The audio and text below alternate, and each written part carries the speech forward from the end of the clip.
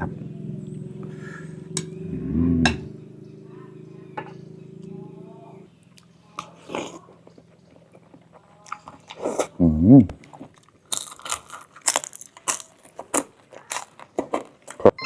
มังเออสำเนียงเราสวัสดีทุกคนครับไก่เราแต่โอ้จุดแขวะมุงงานเหมือนกับมันหนักเรื่องเชียร์ปองกระโนงแล้วนะก็แขว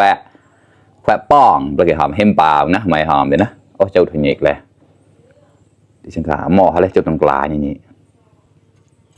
มันหนักเรื่องกระแยโลนแล้วแต่กระเชียร์ปองกับหมูจอบแล้วน้องนะมากินข้าวด้วยกันครับเพื่อนๆวันนี้ก็ได้เนี่ยครับแกงผักรวมใส่หมูสามชั้นครับแกงแบบหมอนนะครับแล้วก็มีปลาแห้งมาด้วยครับเนี่ยปลาแห้งทอดกรอบๆครับ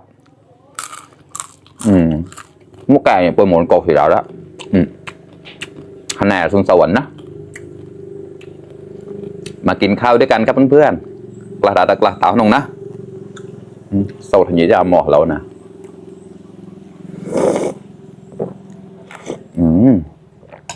อันนี้แกงใส่พริกขี้หนูนะครับพริกสดจุดปล่อยไม่โดดนะเจ๋มากครับว่าเราวิลกลายมีแล้วนะนี่แหละสาเหตุที่ไม่อยากกินข้างล่างอ่ะแมลงวันเยอะ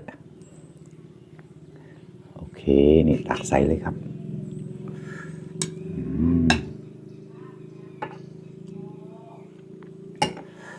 แซ่บๆอีกแล้วเนี่ยมีหลายอย่างเลยครับมีหน่อไม้แล้วก็มีลูกกระเจี๊ยบแล้วก็มีกระเจี๊ยบด้วยแล้วก็มะเขือนะกล้าได้กล้า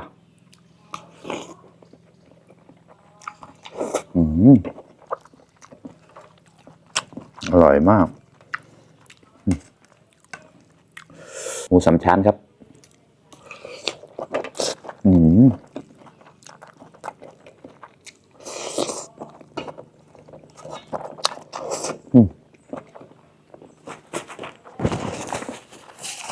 วันนี้ไม่มีผักให้แกล้มกินนะครับกินกุยเชียในโม่แล้วนะต้องไปข้างในจะกุยเกวียนกัน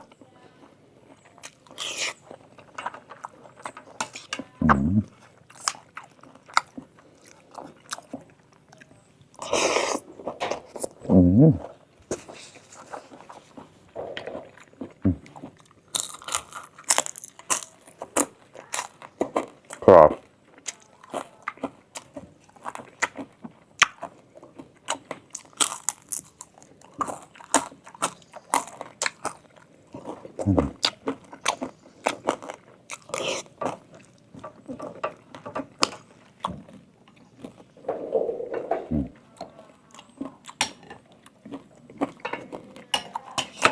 มันต้องแบบนี้ครับเราละปล่อย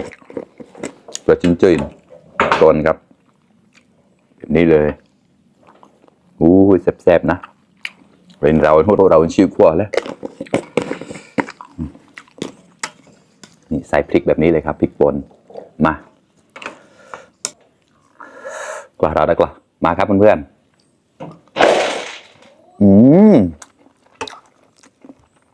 อร่อยอีกแบบหอมพริกป่นมากครับหมูปลาจิ้งจื้อหน่อยละใช่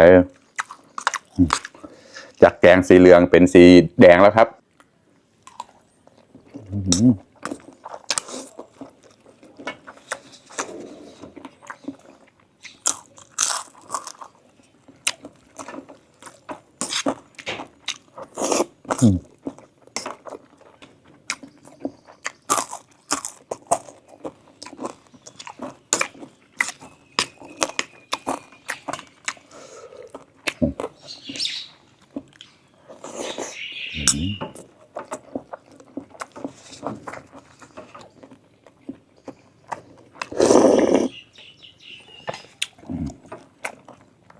กับข้าวบ้านๆกับข้าวหมอนก็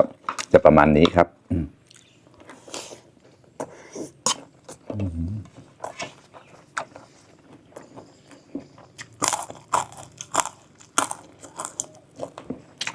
อร่อยมากครับทอดกรอบๆนะ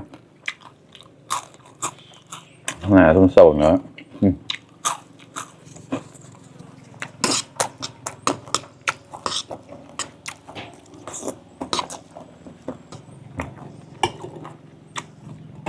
เราวิเคราะห์ที่แก้วเก่าแล้วเปิดแสดงว่าแมลงวันได้กลิ่นนี่ไงปลาแห้งเนี่ยก็เลย เลยมาเยอะกว่าปกตินิดหน่อย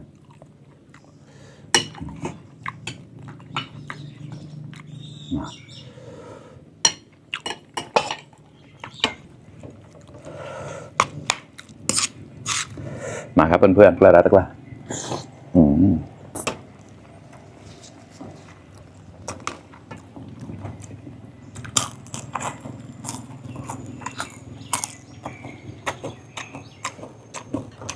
โอเค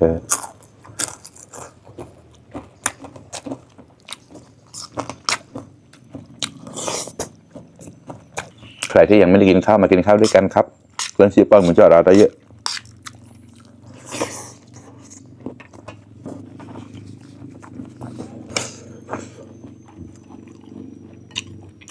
หมูสามชั้นชุ่มเกลา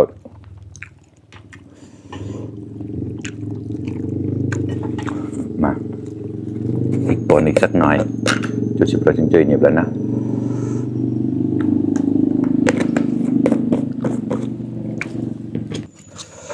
อยู่ข้างล่างก็แบบนี้เดี๋ยวจะได้ยินเสียงรถวิ่งไปวิ่งมานะครับมาครับเพื่อนๆแซ่บ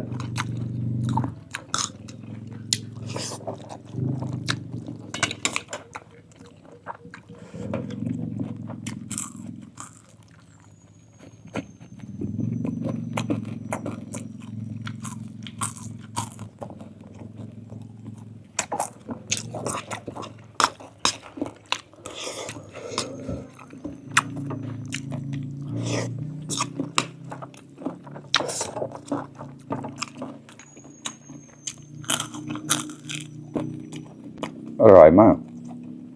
ไม่เค็มเลยเดิมอยู่แล้วละ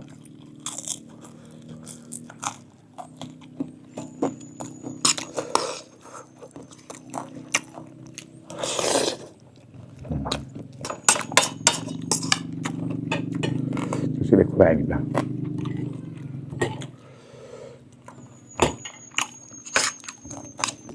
เริ่มเผ็ดแล้วเราเนี้ยแจกเราได้เยอะฝนตกดินนะครับปลาจิ้มรอเราจะตกทุกวันเลยครับ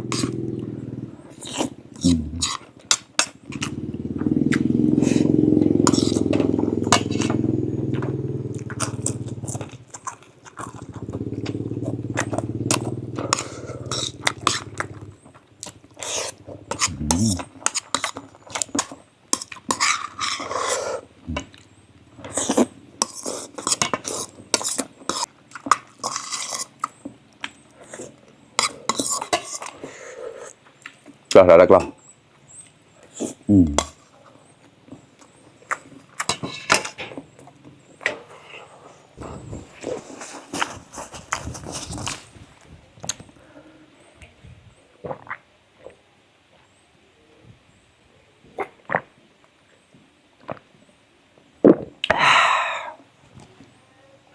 โอเคครับเพื่อนๆอิ่มไปอีก1 มื้อแล้วครับอร่อยมากๆครับแกงผักรวมใส่หมู3 ชั้นนะครับแล้วก็โรยพริกป่นใส่แบบเนี้ยอุ้ยอร่อยมากครับแล้วก็มีปลาแห้งและปลาเค็มทอดนะครับเชี่ยพอมาครับแล้วเราต้องเชี่ยก็แควะป่องนะในจึงเจอเนี่ยแล้วแต่ที่จุดแบบชุมปลดปวดทับแต่ที่แกะแหนนะขอบคุณเพื่อนๆที่เข้ามารับชมทุกคนนะครับฝากเป็นกำลังใจให้ด้วยนะครับพายเดอร์ไลค์เดอร์แชร์นะเราต้องแต่นำมูชิปลันตีมันจะมอยเปิดอยู่นะเล็บกอมสาวสมอทอดก็ต่างตัวเราบ๊ายบาย